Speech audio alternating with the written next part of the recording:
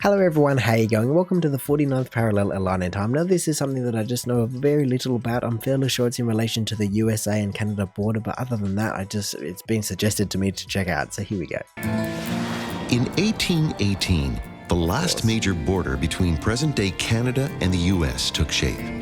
More specifically, a border that stretched from Lake of the Woods, Manitoba, to the Rocky Mountains in British Columbia, and would eventually extend to Vancouver Island in 1846. Oh, wow. What was ultimately agreed upon was a razor-like straight line that followed the 49th parallel. So I can only assume, and hopefully they explain that the 49th parallel is going to be, or the 49th line is going to be another line, a pre-existing line, and so then from there I can only assume that they ran in parallel to that line in order to create the border. However, I didn't know that the border didn't extend all the way to the coastline. I wonder how that worked. I mean, they said it was originally to the Rocky Mountains in British Columbia, so how does that work? I just have never seen a map that showcases that border changing over time. And look, even though I'm only 30 seconds into this video, I can only assume that it wasn't just as simple as just kind of going, oh yeah, cut and dry, nice, what did he call it, razor's edge kind of line across the entire world and across the entire land. I can only assume that there was just a mountain of politics and everything involved in just trying to get this thing sorted so they could stop arguing about it, I guess. What was ultimately agreed upon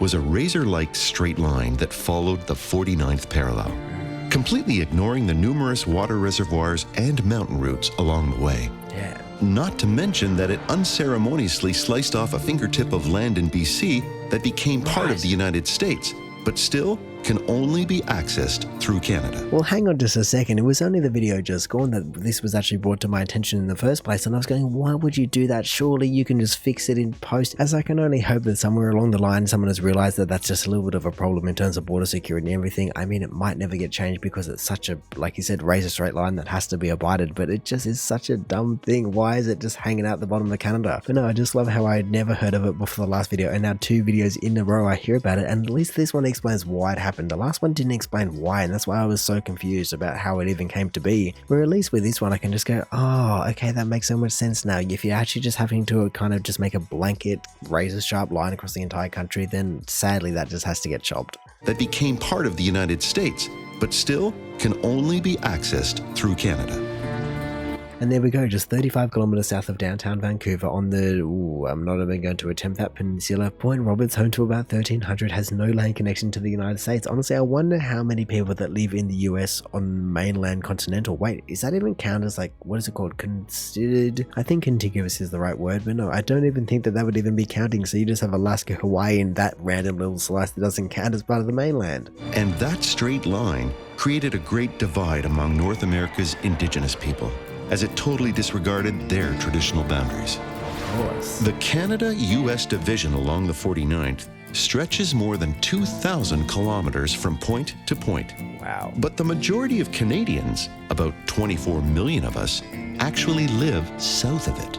And True. if you follow the 49th parallel around the globe, you'll see we also share it with Russia, China, Mongolia, Kazakhstan, Ukraine, Slovakia, Czech Republic, Germany, and France.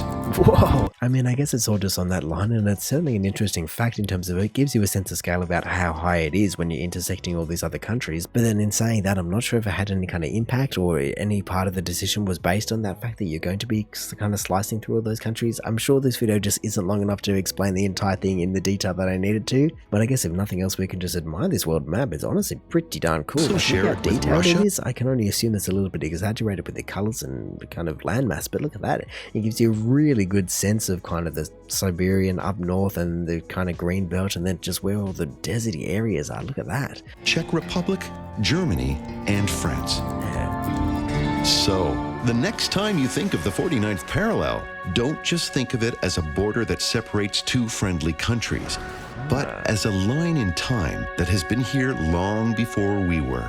Oh, wow. And will. But that's it. Wait, hang on a second. Before he even just kind of wraps up the video, I just want to see that. That's such a weird perspective, but it really, you can see kind of how the top of the earth is just kind of being crowned like that, because it really just shows you how high up this line really is. Like I said, I would like to know, what is the 49th line? Because if this is the 49th parallel line, what is the 49th? The 49th parallel north is a circle of latitude that is 49 degrees north of Earth's equator. It crosses Europe, Asia, and the Pacific Ocean, North America, etc. Okay then, so I guess they just, I don't even know, I guess how they even decided that it was going to be right on the 49th, but that makes sense why it's the 49th parallel, because it just follows the 49 degrees north of the equator. And I mean, of course, now that I've heard that, it makes so much sense as to where the name came from, but I was just going, where did they decide this line, or how did they get that name in the first place? Because as I was saying, just look at how high it really is. Like, it's really up there. How many degrees is even in the Earth in terms of from the equator down and up? Is it 90 degrees? Yeah, here we go. I could only assume that it was going to be 90 degrees as you just go higher and higher and just eventually get a 90-degree angle with the equator. But finally, latitude values range between -90 and +90 degrees. There we go. That makes sense. Don't just think of it as a border that separates two friendly countries, but as a line in time that has been here long before we were, and will be long after. I'm not entirely sure about the line in time portion of that sentence. That doesn't really make sense to me. He's saying that it's always been there, but yeah, of course, but it was also fabricated just based on angles to the Earth and whatnot. But no, now I just want to go back and just kind of absorb or pick apart a bit of the information, so I actually just try to figure out what's going on exactly. Because obviously, if you kind of see this border at the end here, I can understand why this is so sharp. It's just easy, you know, the 49th parallel, you just go, you need some kind of area where you just have to do it, and that makes sense. But then why did you go all the way to Vancouver Island then dismiss that? I guess it's because it's kind of directly connected to Canada, but then why is that little kind of nub at the bottom of Vancouver under, what was it, 35 kilometers under Vancouver not included in that entire thing? And then also over here, why does it go up as a little bit of a mound and then go all squiggly and then cut across the lake, go squiggly, go down and just kind of weave its way through all the lakes? Like, it doesn't even follow up into here at all through the river mouth. No, that's just all Canada as well. You know, it's just so random. It's complete dichotomy in terms of you just got this random line, you know, curvy, squiggly thing with a couple of straights in it on the right side in the green area, and then as soon as you get to the desert, it's just like, nah, we don't have time for that, just straight all the way to the sea. We're just trying to get there as fast as possible.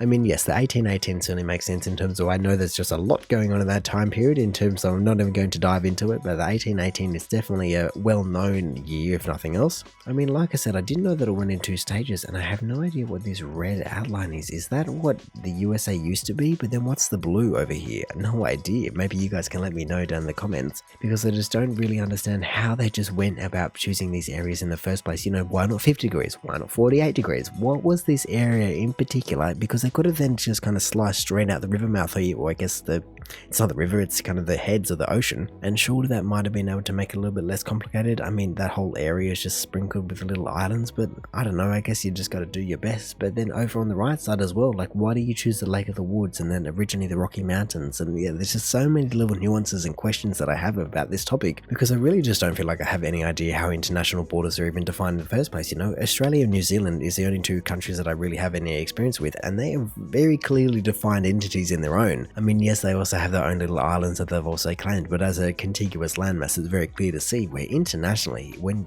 you're just sharing land borders, I just don't understand how anyone decides in the first place. As even if we just go for a fly through here, you know, China's got thousands of years of history, all the Middle East down into Africa and Egypt, and then of course just Europe comes along, and they're certainly not young either, and so all of those borders have been defined and I guess maybe disputed for a very long time. But I just have no idea how anyone goes about establishing those borders in the first place. I mean, I guess war is often involved, but really, like, how is Luxembourg and Switzerland and all these places so tiny? And then you've got massive France, Germany, Spain, all these big places, let alone Russia, which was somehow able to just keep this bit of land up here just squeaked in besides or below Lithuania and above Poland and whatnot. And I mean, obviously Europe is a very condensed area, but honestly, it doesn't matter where it is. It's just about the scale of the country, not about how detailed and how difficult it must be to determine borders. And especially considering that he said, what, 24 million people, which is what, 2/3, I think? What was it? They have 35, so yeah, let's just say 2/3 for the sake of it.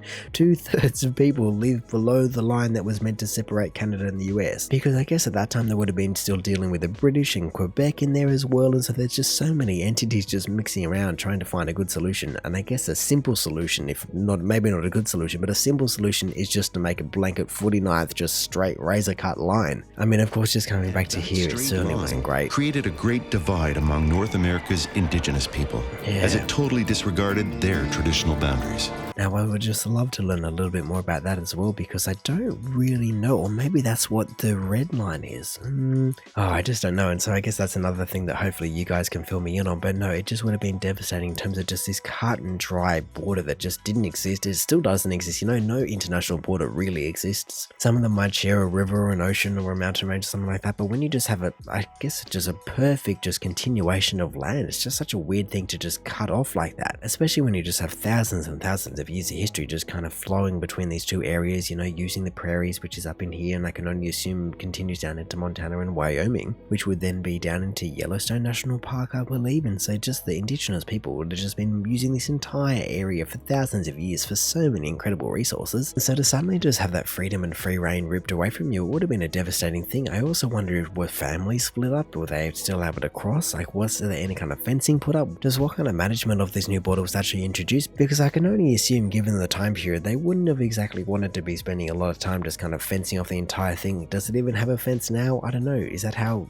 international borders work? I'm not entirely sure. I mean, I also saw in a video that was a while back that some airports and things got cut in half, which doesn't make sense because they're not going to have airports in 46 at the latest. I mean, I can only assume that given the time, it would have been something a little bit more political based than just even trying to get resources or land or just even split people up or anything like that. It just would have been, okay, we need some kind of a border somewhere. Let's just make it easy and make it a line. Where I'm absolutely sure if something like this had to be negotiated now, it would take forever because everyone's just going to want as many resources as they can, you know, especially the USA and Canada, like just going after oil and coal and all these different things. It's going to just be pushed up all the way to like the 60th line and all the way down to the 40th line by the time just either country wins. But hey, I guess considering the fact that the USA-Canada border is the longest shared border in the world, you certainly just have to cut them some slack. Like I said, it doesn't really make sense as to why you suddenly just start going just straight left when you can quite clearly see just how random it is on the right. I mean, I guess maybe that's to do with the 12 colonies. How many colonies? Anyway, there's just too many things going on. Either way, there are just so many different components to take into consideration that really I'm kind of surprised they ever got the straight line across the line, and it wasn't like, no, we want this little bit here and we want this little bit here, and they just had to negotiate the entire, what was it, 3,000k or something like that? Oh no, I think it was actually 2,000k, wasn't it? Yeah, 2,000 kilometers, not 3,000 kilometers.